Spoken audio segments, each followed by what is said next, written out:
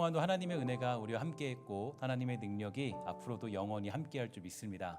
여러분, 축복하는 것은 정말 하나님과 함께하는 그 놀라운 은혜의 사람, 축복의 사람으로 살아가는데 부족함 없는 우리 아름다운 신성의 권속 모두가 되기를 주의 이름으로 간절히 축원합니다. 오늘 우리가 보는 본문은 이제 언어 생활을 중심으로 이 의인과 악인을 대조하는 그런 부분들이 나타나고 있는데요. 여기서 이제 그 거짓 입술, 그 22절을 보면 이 거짓 입술은 여호와께 미움을 받아도 진실이 행하는 자는 그의 기뻐하심을 받느니라, 이렇게 말하고 있는데, 이 22절의 말씀은 인간의 언어를 여호와를 경외하는 것, 그것과 깊이 연관시키는 것으로서 이 의인답지 못함을 보여줍니다. 그래서 그리스도인은 우리의 입술, 언어의 변화가 필요하다라는 것을 알려주고 있고, 또 의인과 악인을 나눌 때 그 입술, 그 나오는 언어로 구분할 수 있더라, 이것을 우리에게 알려주고 있다라는 거죠. 그래서 우리 그리스도인들은 예수를 믿었을 때, 또 우리가 하나님을 알았을 때, 주의 백성이 되었을 때 가장 먼저 우리에게 나타나는 것은 입술의 변화, 또 언어의 변화가 찾아오는 것입니다. 그래서 여러분, 축복하는 것은 정말 우리가 예수 믿는 기쁨은 이 언어의 변화부터 시작이 되는 거거든요. 이거는 우리 기적과 같죠. 여러분, 축복하는 것은 정말 오늘 설교가 마친 후에 오늘 하루를 살아갈 때, 또 일주일 살아갈 때, 또 평생 살아갈 때 우리의 입술의 변화가 찾아오게 되는 놀라운 기적이 일어나게 되기를 주의 이름으로 간절히 축원합니다. 하나님은 천지를 말씀으로 창조하셨습니다. 하나님의 말씀에는 능력이 있다라는 것을 알 수 있는데요. 하나님의 형상을 닮은 사람에게도 이 말의 권세와 능력이 있다라는 거죠. 하나님은 자신이 만드신 동물들을 아담에게 다 보여주셨습니다. 그리고 아담은 동물을 보자마자 이름을 지어주기 시작했고, 그가 말한 대로 동물의 이름이 결정되었습니다. 아담에게는 동물들의 미래를 결정할 수 있는 힘이 있었다라는 거죠. 그래서 하나님은 아담의 말에 이 능력을 준 것입니다. 아담 주위의 환경은 아담의 말로 인해서 모든 것이 결정되었는데요. 여러분과 저의 인생 또한 이 여러분이 말한 대로, 우리가 말한 대로 이루어지는 것입니다. 그래서 이 탁월한 믿음을 가진 사람들의 특징은 이 언어의 변화, 이 말의 변화가 있게 됩니다. 그래서 예수 믿게 되면 가장 먼저 우리의 언어, 이 말이 변하게 되는데요. 우리가 날마다 하는 말은요, 정말로 중요하겠죠. 이 성경에서도 이 말의 중요성을 아주 잘 언급하고 있는데, 일단 잠언서 13장 2절을 보면 이 사람은 입의 열매로 인하여 복록을 누린다, 이렇게 이야기하고 있고요. 또한 갈라디아서 6장 7절도 보면 이 사람이 무엇으로 심든지 그대로 거두겠다라고 그렇게 알려주고 있습니다. 그러니까 말씀도 심은 대로 거두는 이 자연의 법칙인 것을 우리는 알 수가 있다라는 거죠. 이 말과 언어도요, 이 자연의 법칙입니다. 그래서 사람은 말한 대로 그 말이 씨가 되어서 이루어지는 것을 우리는 기억할 필요가 있는데, 언젠가 제가 이런 글을 읽은 적이 있습니다. 한 책을 보면서 이런 글을 읽었어요. 어느 가수가 결혼을 했는데요. 이 가수가 언제나 이별을 노래하는 그러한 사람이었습니다. 그런데 어느 날 이 대뜸 부인이 그 이혼을 하자고 이렇게 이야기를 하는 거예요. 남편의 노래를 이렇게 따라 부르다 보니까 그 노랫말대로 이별이 너무나 아름다워 보이기 시작해서 그렇게 하기로 결심했다는 겁니다. 그래서 우리가 이 무슨 말을 하든지 그대로 이루어질 수 있다는 사실을 우리는 기억할 필요가 있다라는 거죠. 사람은 입술의 열매를 먹게 되어 있습니다. 예수님은 이 바디메오를 곧바로 눈을 뜨게 해주지 않으셨고 물으셨습니다. 내가 너에게 무엇 해주기를 원하느냐, 이렇게 물으셨고, 이 바디메오는 주여 보기를 원합니다, 이렇게 대답하였죠. 그리고 예수님은 이 바디메오가 말한 대로 이루어지게 모든 것을 허락해 주셨습니다. 이 사람은 그 입술의 말대로 이루어진다는 것을 알 수 있는데요. 입술의 말도 열매를 맺게 되는 거죠. 야고보는 입을 이 배의 키다, 이렇게 정의했습니다. 그래서 배의 방향은 이 배의 키에 달려 있듯이 우리의 미래는 우리의 말에 달려 있다라는 거예요.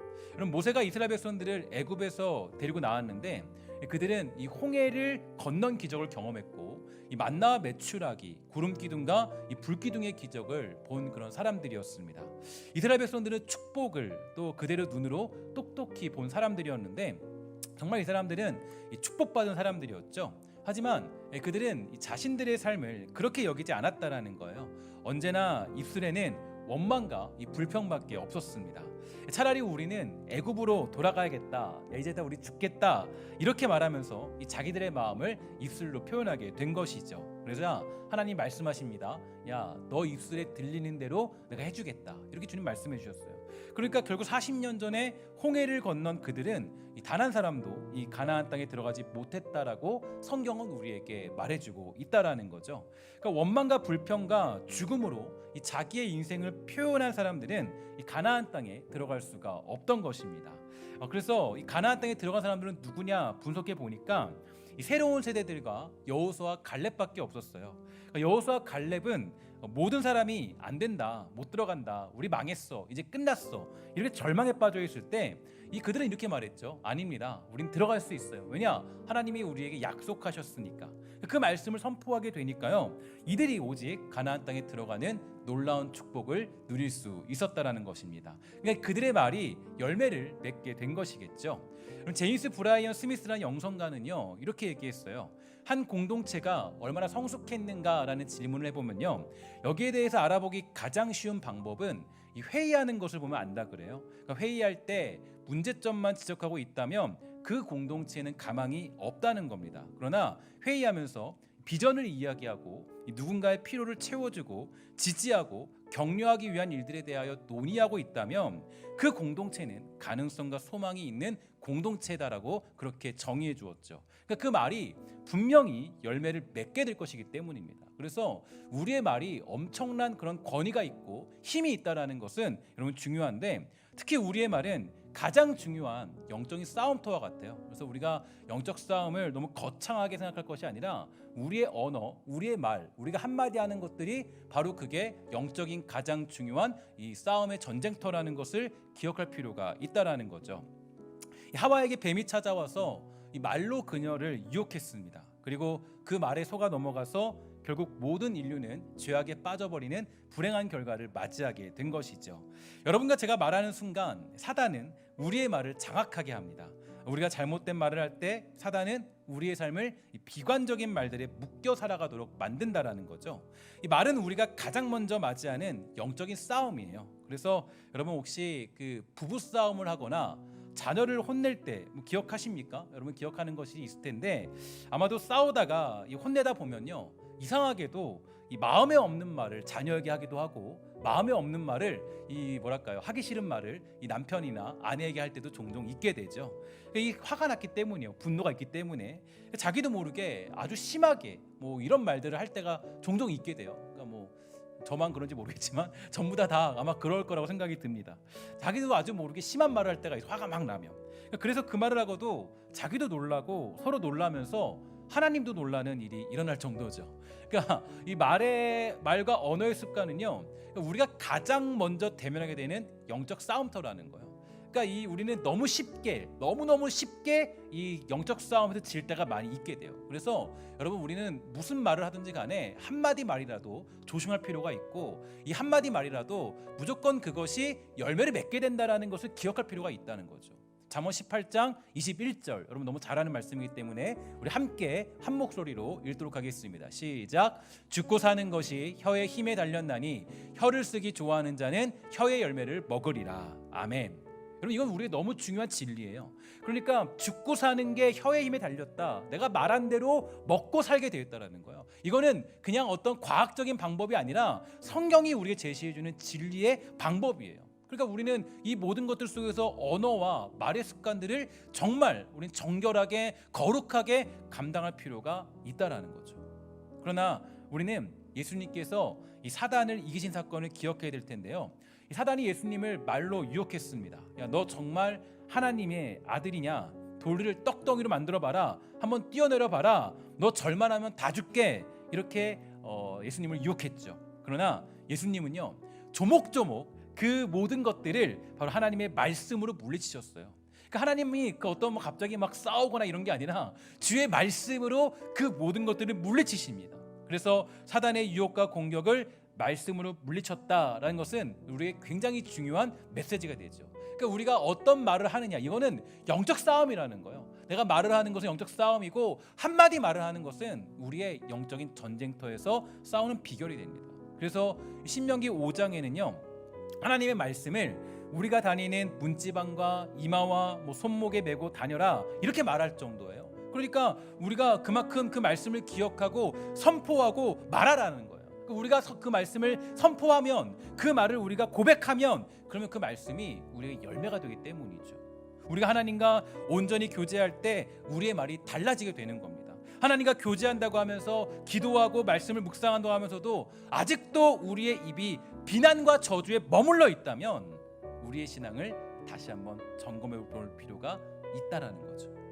입에서 뭔가 악한 말이 나오려고 할 때 있잖아요. 나도 모르게 이게 감정에 끌리다 보면요, 나도 모르게 이 말이요, 부정적인 말이나 원망의 말이나 불평의 말들이 나오려고 할 때가 있어요. 근데 그때 여러분 어떻게 하시냐면은 잠깐 멈추고 나서 이렇게 해야 됩니다. 에이 복 받을 사람아 라고 하면서 얘기할 필요가 있다라는 거예요. 그 정도의 수준까지 올라가야 돼요. 이게 한마디 말이 영적인 수준이기 때문에, 영적인 결과이기 때문에 우리는 이 말을 정말로 조심해야 됩니다.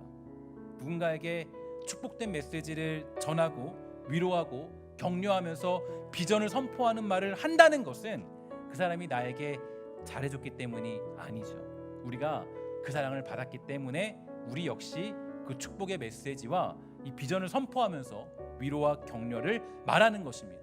또한 이 말의 힘이 얼마나 강력한 능력을 가지고 있는지 성경을 통해서 깨닫고 있기 때문이에요. 이스라엘 사람들은 그 부모의 재산보다 이 축복의 말을 더 귀하게 생각하는 그런 모습들이 있어요. 그래서 대표적인 예가 바로 창세기 27장에 나오는 야곱과 에서의 축복 이야기인데요. 저도 이 이야기를 듣고 굉장히 큰 도전을 받았습니다.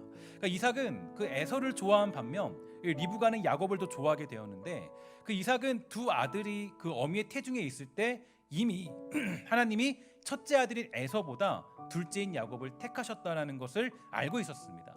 그는 에서가 자기 마음대로 이방 여인과 결혼하여서 그 아브라함의 후손을 번성케 할 자가 아님을 알았죠. 그러나 하나님의 약속보다 인간의 감정을 앞세워서 에서를 축복하기로 결심했습니다. 하루는 이삭이 그 에서를 불러서 그 자신이 죽기 전에 이 축복의 말을 전달해 줄 테니까 사냥을 해서 맛있는 요리를 만들어 오라고 명령했습니다. 그때 부인 리브가가 이 말을 듣고 이제 야곱이 축복받기를 원하던 리브가는요, 얼른 맛있는 그런 음식을 준비해서 야곱의 손에 들려서 이삭에게 보내게 됩니다. 야곱은 아버지 이삭을 속여서 이 축복을 받을 욕심으로 형처럼 그렇게 형처럼 보이기 위해서 몸에 치장을 한 뒤에 아버지의 처소에 들어가게 되었죠. 이삭은 야곱을 축복하기 전에 먼저 가까이 와서 자신에게 포옹하면서 입을 맞추라고 했습니다. 그 당시 야곱은요, 그 어린아이가 아니라 40대의 남자였어요. 그러니까 그런데도 입을 맞추라고 하면서 그를 축복해 주죠. 근데 여러분, 이삭이 야곱에게 한 첫 번째 축복, 그 축복에는 미래에는 하나님의 향기가 날 것이라는 그런 축복을 선포했습니다. 창세기 27장 27절에 보니까 내 아들의 향취는 여호와의 복 주신 밭의 향취로다 이렇게 얘기하면서 야곱이 매우 가치 있는 사람이라는 것부터 축복하기 시작하죠. 그 누구를 축복하라면 이 상대방이 매우 가치 있는 자라고 느끼게 하고 그렇게 선포하는 모습이 먼저 필요한 것입니다. 그래서 이 상대방에게 하나님이 감추어 놓은 놀라운 미래가 있음을 믿고 축복해 주는 거예요. 그래서 우리는 만나는 사람마다 그를 귀히 여기고 그 사람의 미래를 축복해 주는 훈련을 쌓아야 됩니다. 두 번째로 이삭은요, 축복하면서 풍성한 곡식과 포도주가 있을 것이다 라고 그렇게 말해 주었어요. 그러니까 이 물질적인 부유함을 의미해 주고 있는 거죠. 이 부유함은 아버지가 된 사람으로서 당연한 축복입니다. 아비의 마음이 어떤 것인가를 말해주고 있는 것이고, 이 축복기도 자체가 이 부모의 탁월한 유산이 되었고 부유함의 시작이 되는 거예요. 예수님이 이 땅에 오신 이유는 우리에게 이 생명을 얻게 하고 더 풍성히 얻게 하려는 것이다 이렇게 말씀하신 것처럼 바로 야곱도 그 이삭도 야곱에게 가장 풍성한 축복을 빌어준 겁니다. 세 번째 축복은요, 야곱의 가정이 그 지도자가 되고 세계적인 지도자가 될 것을 말해주고 있어요. 성경은 아브라함의 부인을 열국의 어머니라고 부르죠. 우리는 서로를 위해 기도하고 기대할 때 야 저런 사람이 뭘 할 수 있겠어 이런 게 아니라 저 사람을 통해서 시간과 역사와 이 땅의 공간을 움직이시는 하나님을 기대한다면 우리는 이러한 축복을 서슴없이 할 수 있게 되는 것입니다. 그 당시에 야곱은요, 이 물질적인 부유함도 없었고 그를 섬기는 사람도 없었지만 그래도 이미 야곱이 미래의 지도자가 될 것을 축복하고 선포하고 있는 이삭의 모습을 볼 수가 있다라는 거예요. 네 번째 축복은요, 야곱이 축복의 근원이 될 것을 선포하고 있습니다. 그러니까 우리는 어느 곳을 가든지 열국의 지도자가 될 것이에요. 그러니까 이 약속을 믿는 자들은 어느 곳을 가든지 무엇을 하든지 축복의 근원으로 살게 됩니다. 이게 바로 야곱에게 준 축복의 전부예요. 여러분에게 야곱이 받은 축복이 임하기를 간절히 소망하고 여러분도 이런 축복의 말을 넉넉히 감당할 줄 아는 믿음이 있게 되기를 주의 이름으로 간절히 축원합니다. 우리는 이 축복의 말을요 아끼지 말아야 돼요. 축복의 말을 우리가 할 수 있는 대로 감당해 줘야 돼요. 에서는 야곱이 아버지의 축복을 다 받은 뒤에야 사냥을 마치고 돌아왔습니다. 아버지에게 축복받은 걸 생각하니까 흥분이 된 에서는요 음식을 만들어서 이삭에게 갖고 에서가 찾아와서 축복해달라고 하자 이삭은 이렇게 얘기해요. 너는 누구냐? 깜짝 놀라게 되죠. 그러니까 야곱이 대신 이 축복받고 간 사실을 알고 심히 크게 떨었다라고 되어 있어요. 그러니까 그 이삭이 심히 크게 떨었다 이렇게 되어 있는데 왜 그랬냐면요 이유가 있죠. 떨은 이유는 이미 이삭은 야곱이 하나님이 택한 사람인 것을 하나님께 들었던 사람이에요. 그런데 이삭이 야곱이 아닌 좀 더 남자다운 에서에게 축복을 주려고 했습니다. 그러니까 이삭이 호기를 부렸고 하나님의 말씀을 어기려 했지만 하나님은 이삭의 그런 행동을 가려주셨고 하나님의 뜻대로 야곱에게 축복하도록 허락해 주셨어요. 굉장히 놀라운 일이죠. 이삭은 그렇게 하신 하나님께서 반드시 야곱에게 한 축복도 이루어질 것임을 알게 되었고 그래도 크게 두려워 떨었다라는 거예요. 그러니까 이 말의 고백과 선포가 반드시 이루어지는구나. 그것을 이삭은 그때서 아주 정확하게 깨닫게 된 거죠. 하나님의 말씀이 이루어진 것처럼 우리가 말한 대로 모든 것들이 이루어지는 거예요. 그러니까 여러분들이 언어로 선포하고 말하고 행동하는 것들, 말하는 것들, 그 모든 언어들은요, 그게 그냥 다 사라지는 것이 아니라 모든 것이 열매를 맺게 돼 있어요. 그래서 우리가 나쁜 이야기를 한다거나 나쁜 말을 한다거나 부정적인 이야기를 하는 것들, 그게 다 열매 맺게 돼 있다라는 거예요. 하나님은 어떤 분이세요? 하나님은 약속하신 것은 반드시 이루시고 반드시 열매가 맺히게 하시는 분이세요. 이삭은 에서를 축복하고 싶었지만 하나님의 말씀대로 야곱이 축복받았습니다. 하나님의 말씀대로 그 모든 것들이 이루어진 거예요. 그러니까 여러분, 우리가 한 가지 말, 하나의 말들, 한마디 말을 조심해야 되겠죠. 어떤 말을 하느냐, 그 말을 하냐에 따라서 우리의 인생이 결정되는 거예요. 우리의 미래가 바뀌는 거예요. 우리의 삶의 형편이 바뀌어지는 거예요. 여러분과 제가 어떤 말을 하느냐에 따라서, 그 언어에 따라서 우리의 인생이 바뀌어지는 거예요. 내가 만약에 부정적인 말만 하고 있다면 우리의 인생은 부정적인 생각이 가득 찰 거예요. 내가 만약에 악한 말을 하고 있다면 그 악한 그 말들이 다 열매를 맺히게 될 거예요. 이게 우리가 가지는 아주 무서운 영적 전쟁터의 싸움입니다. 여러분, 말로 하는 축복도 있겠지만 의미 있는 접촉으로 축복할 수도 있습니다. 의미 있는 접촉이란 이 따뜻한 마음을 전해주고 신뢰를 주고 부드러움과 격려를 준다고 알려져 있는데요. 여러분, 남편의 수명을 우리가 연장시키고 싶으신 분들이 많이 있잖아요. 그러니까 다 남편이 빨리 죽지 않고 다 함께 오래 살길 원하잖아요. 근데 여러분, 그렇게 하기에는 방법이 있다 그래요. 10년의 수명을 늘릴 수 있는 방법이 뭔지 아세요? 남편의 수명을 늘릴 수 있는 방법? 물론 제가 그 아내에 대한 연구는 없어서 남편에 대한 연구이기 때문에, 아내가 일하고 귀가하는 남편을 날마다 포옹해주면 남편이 10년은 더 오래 산대요. 여러분 아시겠죠? 그러니까 여러분, 그 남편을 오래 살리고 싶은 분들은 어떻게 하면 돼요?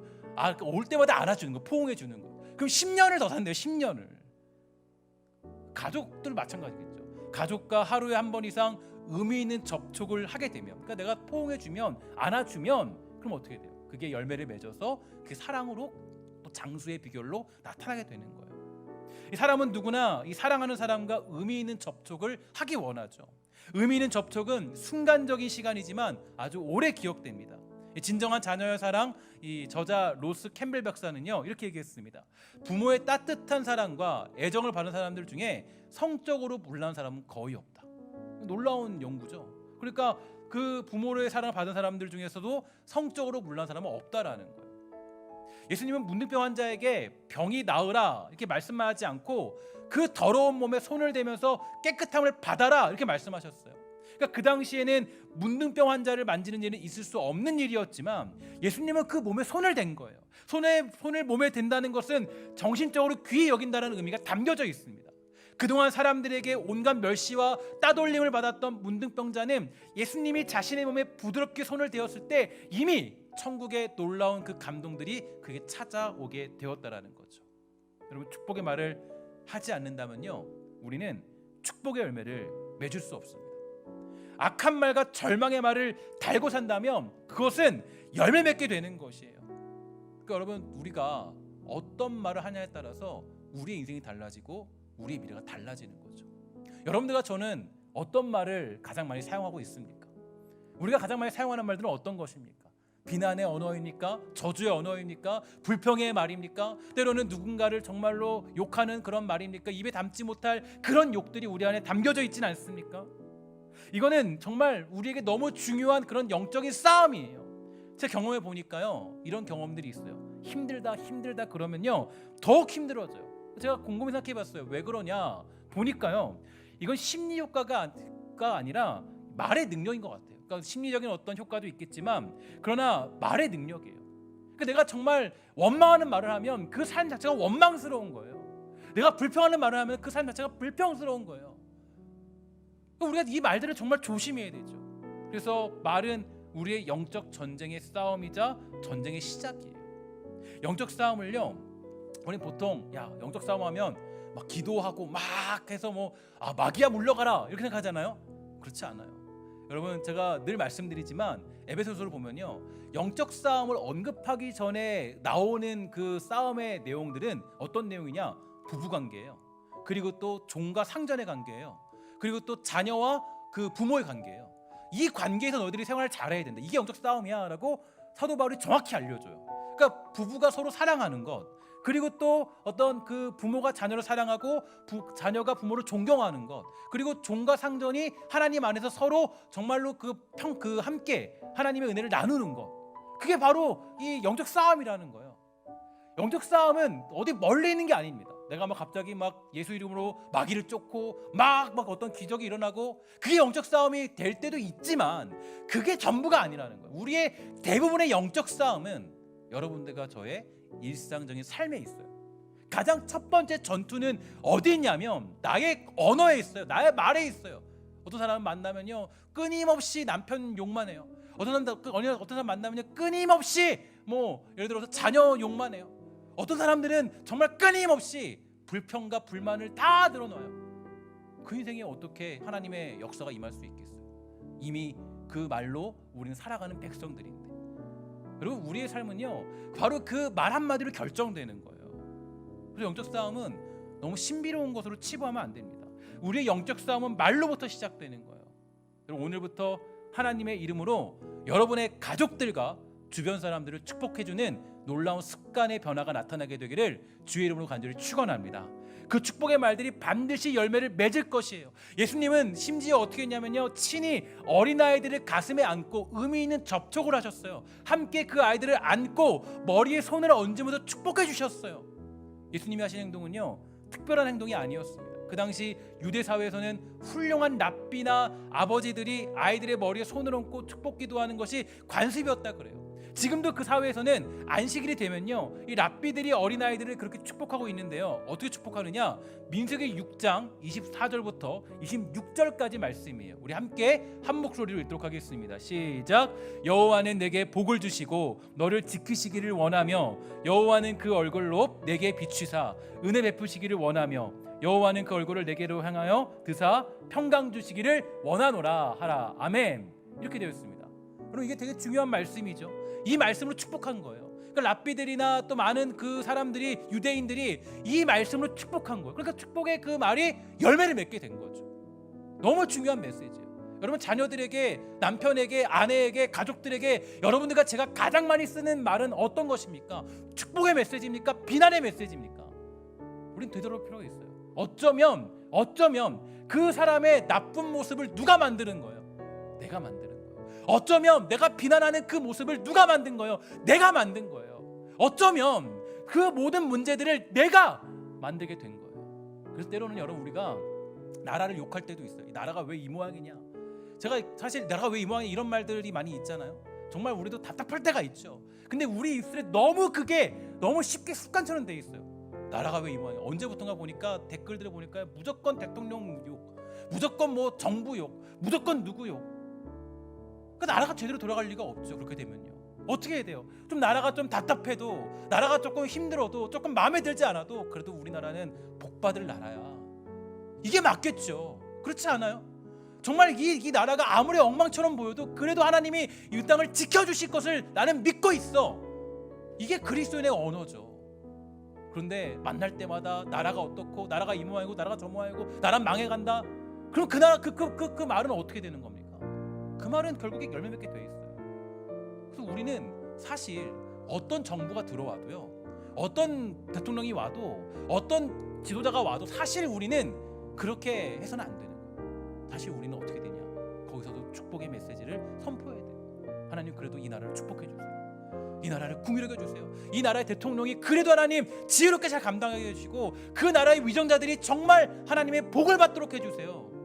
그래야 우리나라가 행복한 나라가 되는 거 아니겠습니까? 근데 우리도 세상 사람처럼 그냥 똑같이 휩쓸려 간다면 그건 그리스도인의 모습이 아니에요. 그리스도인의 모습은 어떤 사람이 있고 어떤 정부가 있다 할지라도 그 정보를 위해 축복해 주는 게 우리가 가져야 될 모습이 되는 것입니다.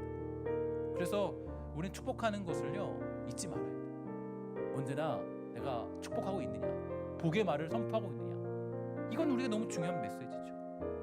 예수님께서 우리가 그 전도하기 힘들다라고 하잖아요. 근데 예수님이 전도하는 방법을 아주 쉽게 가르쳐 줬어요. 뭐라 그러냐? 전도하는 방법이 있는데 이렇게 얘기했습니다.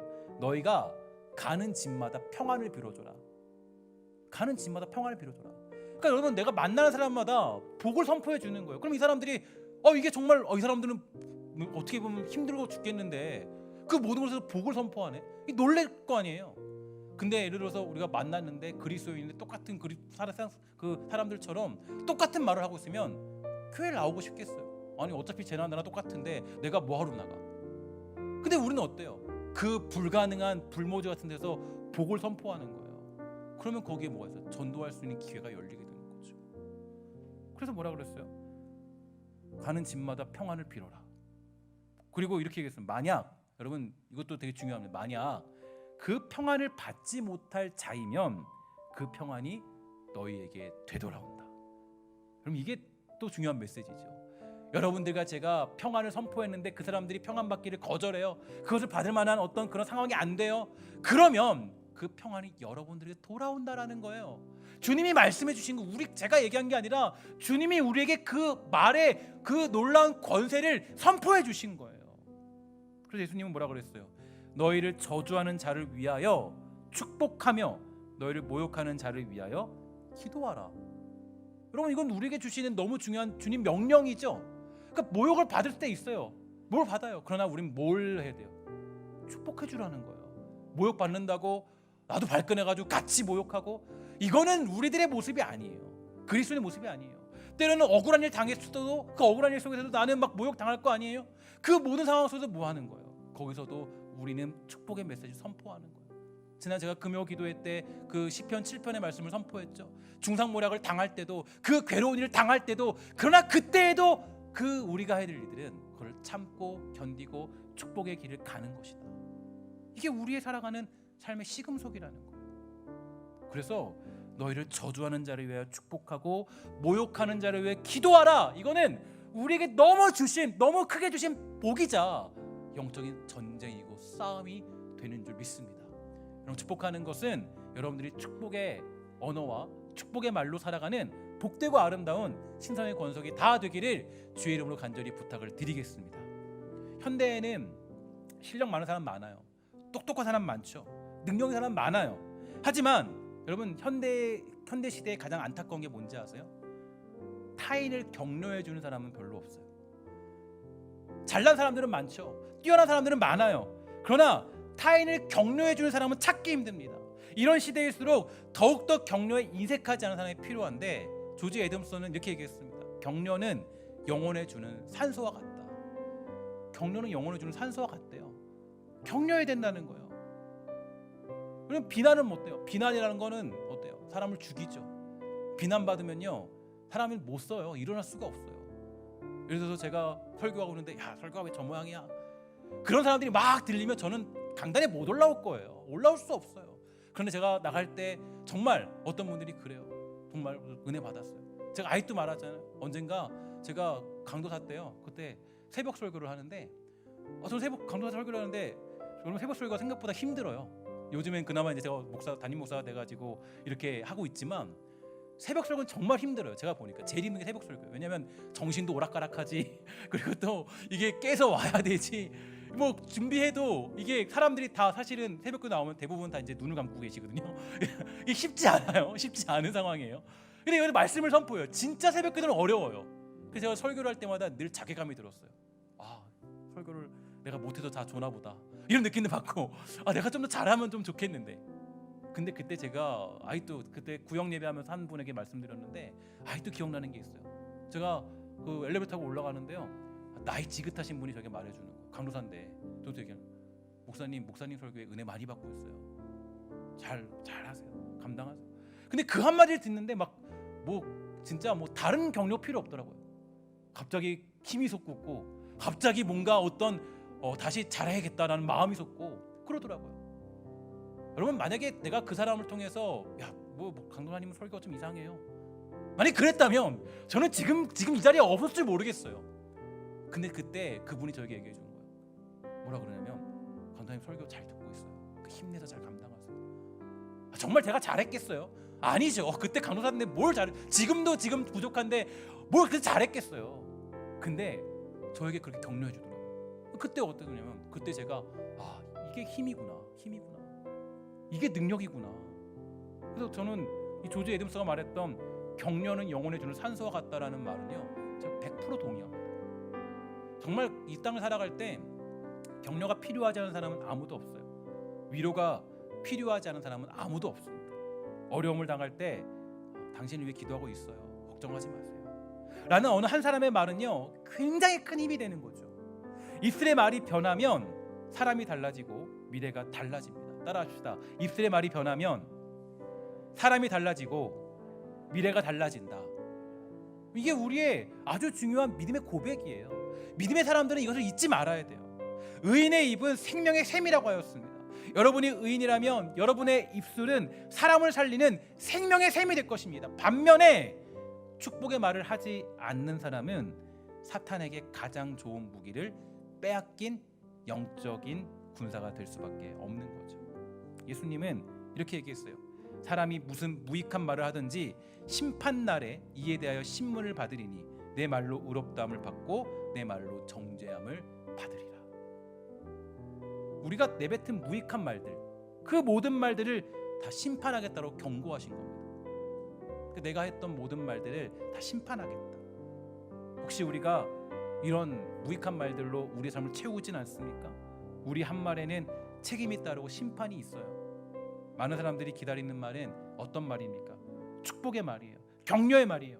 예수님의 입술은 격려의 입술이었습니다. 바울의 입술은 늘 격려의 입술이었어요. 축복의 말을 하기 시작한다면 이미 저와 여러분들은 탁월한 믿음의 생활을, 인생을 살게 된 것입니다. 저는 탁월한 믿음이라는 말을 되게 좋아하는데, 이 탁월한 믿음, 탁월한 삶, 탁월한 신앙, 그 모든 시작은 어디로 시작하냐면 말로 시작해요. 말로부터, 우리의 언어로부터. 그러니까 탁월한 말은 축복의 말이고 격려의 말이고 사랑의 말이 되겠죠. 그래서 격려는 영혼에 주는 걸음과 같죠.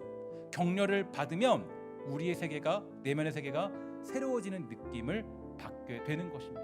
격려는 관계 가운데 좋은 다리를 놓게 하고 훈훈한 바람을 불게 하는 진원지가 되는 것이에요. 여러분, 일주일 동안 여러분들이 누구를 격려할까? 어떻게 격려할까? 어떻게 우리가 이 평강을 위하여서 함께 그것을 위하여서 그 기도하고 격려하는 그런 삶을 살 것인가? 한번 고민해 보십시오. 결단하십시오. 그러면 하나님이 여러분들에게 할 수 있는 말들을 허락해 주시는 줄 믿습니다. 오늘 저와 우리 교회가 위대한 교회가 되기 위해서는요, 서로 격려해주고 위대한 말을 선포해 주어야 합니다. 제가 그래서 작년에 여러분들 표를 제가 이제 정했었는데, 작년에 내 믿음대로 될지어다라는 표를 여러분들에게 알려주었어요. 제가 그 표는요, 여러분들이 그냥 믿으면 된다 이 얘기를 하는 걸로 오해하시는 분들도 계세요. 야, 믿음이 되면 다 받을 수 있어. 그건 아니에요. 제가 작년에 내 믿음대로 될지어다라고 표를 작성했던 이유는 어디 있냐면 여러분들이 말한 대로 다 우리가 이루어진다라는 거예요. 야, 우리 교회 엉망인데 그럼 교회는 엉망인 교회 되는 거예요. 야, 우리 교회 별론데 그럼 별로인 교회 되는 거예요. 야, 우리가 영성도 없어 그럼 우리가 영성 없는 교회 되는 거예요. 그러나 우리가 교회를 향하여서 선포하는 메시지가 있으면 우리 교회에 가망이 있어, 소망이 있어, 하나님의 뜻이 있어, 하나님의 선하심이 있어, 하나님의 놀라운 역사가 있을 거야 라고 고백하고 선포하면 그대로 열매 맺히게 되는 거예요. 그래서 위대한 교회가 되기 위해서는 서로 격려해주고 위대한 말을 선포해주면 되는 겁니다. 또한 여러분들 가정도 마찬가지예요. 우리 가정을 맨날 원망과 불평으로 풀어내면요, 그 가정은 망할 가정밖에 안 돼요.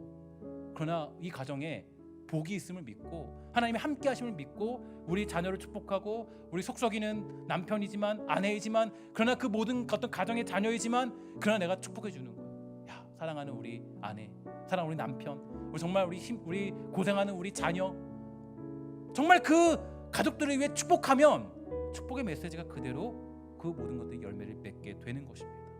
그리고 우리 교회 장로님, 권사님, 집사님, 사역자와 담임 목사인 제가 위대한 성도 또 직분자가 되도록 하기 위해서는 위대한 말을 선포하면서 격려하면 그 말은 분명히 열매가 맺게 되는 것이겠죠. 반면에 우리가 좋지 않은 말을 하고 불평과 원망의 말로 우리의 삶을 살아가면 결국 그 교회는 최악의 교회, 최악의 성도가 될 수밖에 없습니다. 그래서 여러분, 우리가 이제 주변에 여러 가지 이제 뭐 식사를 하고 또 우리 이 용인 지역에서 살고 있잖아요. 살고 있을 때 성도들이 그 많은 사람들이 세상 사람들이 우리를 볼 거 아니에요. 우리를 다 보더라고요. 저 사람들이 그래 다 알아요. 식당 가면 다 알아요. 저 사람은 신성교회 사람들이구나.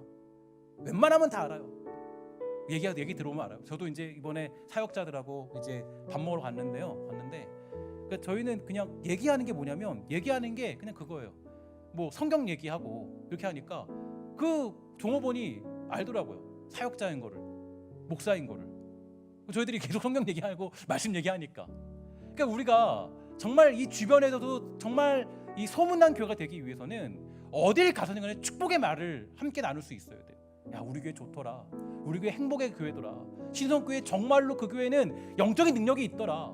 그러면 교회가 부흥되는 거 아니겠어요? 그런데 세상 사람들이 다 듣고 있는데 우리가 교회를 안 좋게 생각하고 안 좋은 말이 퍼지기 시작하면 거기서는 그 말은 결국 열매 맺어서 아무도 교회에 찾아올 수가 없게 되는 결과가 벌어지는 거예요. 여러분, 어쩌면 우리가 스스로, 저도 마찬가지, 우리 모두가 다 스스로 교회를 무너뜨리는지도 모릅니다. 그래서 우리는 말을 조심해야 돼요. 언어를 조심해야 돼요. 분명히 잠언서는요, 반복하고 또 반복합니다. 뭐라 그러냐? 말 조심해라, 언어 조심해라. 심지어 야고보 사도는요, 뭐라 그래요? 야, 너 그렇게 말할 건 말하지 마. 그냥 입을 닫어. 아예 말하지 마. 그냥 묵묵히 있어. 야고보 기자는 아예 얘기해요. 축복의 말을 하지 않을 거면 아예 말하지 마라. 그게 야고보 사도가 전해주는 마지막 메시지예요. 우리는 이 말을 조심해야겠죠. 여러분, 한 주 동안 살아갈 때 우리 정말 남을 죽이는 말을 하는 게 아니라 남을 살리는 말을 하기 위해서 노력하고 기도하는 사랑하는 신성의 권속 모두가 되기를 주의 이름으로 간절히 부탁을 드리겠습니다. 우리가 이스라엘 권세로 우리가 속한 교회, 이 교회를 한번 축복해 주기를 소망하는데요. 제가 써놓은 문장이 있습니다. 문장을 한번 함께 읽도록 할게요. 우리 첫 번째 다 같이 읽도록 하겠습니다. 첫 번째 시작. 위대한 교회를 만나게 하심에 감사합니다. 아멘. 우리 그 다음에는 여기다 한 가지 더 추가해야 되는데, 최고로 좋은 목사님과 사역자들을, 제가 빼먹었어요, 모르고, 사역자들을 만나니 기쁨이다. 다시 시작. 최고로 좋은 목사님과 사역자들을 만나니 기쁨입니다. 그 다음 우리 세 번째요. 우리 다 같이 있습니다. 시작. 지혜로운 장로님, 따뜻한 권사님들과 함께하니 감사합니다. 네 번째 시작. 신실한 집사님을 만나니 행복합니다. 마지막 우리 함께 힘있게 선포합니다. 시작. 복 있는 성도로 함께하게 하시니 모든 것이 주님께 영광입니다. 아멘. 여러분, 이게 우리가 가져야 될 메시지라는 거예요. 영적 싸움은 다른 게 아니에요. 우리가 그리스도인이 되었다, 신성교회 권속이 되었다, 예수 믿는다 하면 이런 말들을 감당해야 되는 거예요. 그래야 뭐가 있냐면 부흥이 있고 하나님의 역사가 임하게 되는 거예요. 우리가 이런 말들을 우리의 습관으로 삼아야 됩니다. 볼 때마다 축복해 줘야 돼요. 볼 때마다 격려해줘야 돼요. 볼 때마다 정말 하나님의 그 메시지를 선포해줘야 돼요. 주님께서 너에게 복을 주기 원하신다. 이 교회 안에 하나님의 놀라운 능력이 임하기를 원한다라는 그 고백과 선포가 끊임없이 우리에게 나타나고 흘러야 되는 겁니다. 여러분 혹시 이 땅을 살아가다 보면요 불만거리가 많아요. 교회도 마찬가지죠. 제가 어제 그 9시 예배 때 말씀드렸지만 교회라는 곳은 수많은 사람들이 다 있어요.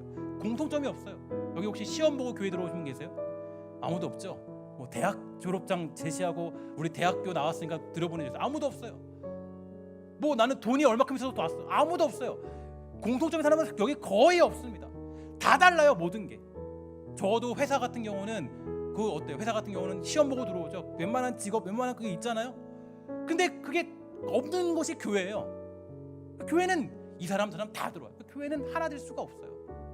그 교회는 사실 하나 되지 못하는 게 그게 정설입니다. 그런데 우리가 그것을 가지고 우리가 정말 어떤 다른 모습을 가지고 비판하고 비난하기 시작하면 거기는 답이 없죠. 우리는 그런 상황 속에서도 하나님이 우리에게 일하시고 하나님의 역사가 있고 하나님의 축복이 우리를 이끌어간다라는 고백과 선포를 하는 사람들이 많아질 때 그때 뭐가 있어요? 우리 안에 하나님의 놀라운 능력이 임하게 되는 줄 믿습니다. 여러분 기도하기 원하는 것, 정말 여러분 소망하는 건 여러분들의 입술을 통하여서 우리 교회가 변화되고 여러분 입술을 통하여서 우리의 모든 삶이 변화되고 여러분 입술을 통하여서 우리의 모든 삶 가운데 하나님이 주시는 축복을 받아먹는 놀랍고 복된 신성의 권속들 다 되기를 주의 이름으로 간절히 축원합니다. 우리 함께 이 시간에 기도하도록 하겠습니다. 하나님 감사합니다. 이 땅을 살아갈 때 우리는 영적 전쟁터, 우리가 너무나도 멀리 떨어진 줄 알았습니다. 영적 싸움은 그냥 악한 마귀를 쫓아내는 그런 것으로 알았는데 하나님, 우리의 가장 영적인 근접적인 전투는 우리의 언어에 있었습니다. 혹시 우리가 이 언어를 빼앗겨서 사단의 노예로 저주하고 원망하고 비난하는 것으로 우리의 입술을 일삼고 있지 않습니까? 하나님, 기도하기 원하는 것은 우리 모두가 축복하며 격려하며 힘을 주며 함께하기를 원하는 합력하여 선을 이루시는 하나님 바라보고 달려가는 복되고 아름다운 신성의 권속 다 되도록 우리를 지켜주시고 축복하여 주시옵소서. 한 주 동안 우리를 통하여서 살아나는 생명이 있도록 허락하여 주시고 우리의 입술을 통하여서 놀라운 능력을 경험하는 한 주가 되도록 주님 지켜주시고 축복하여 주시옵소서. 모든 말씀 예수님의 이름으로 간절히 기도합니다. 아멘.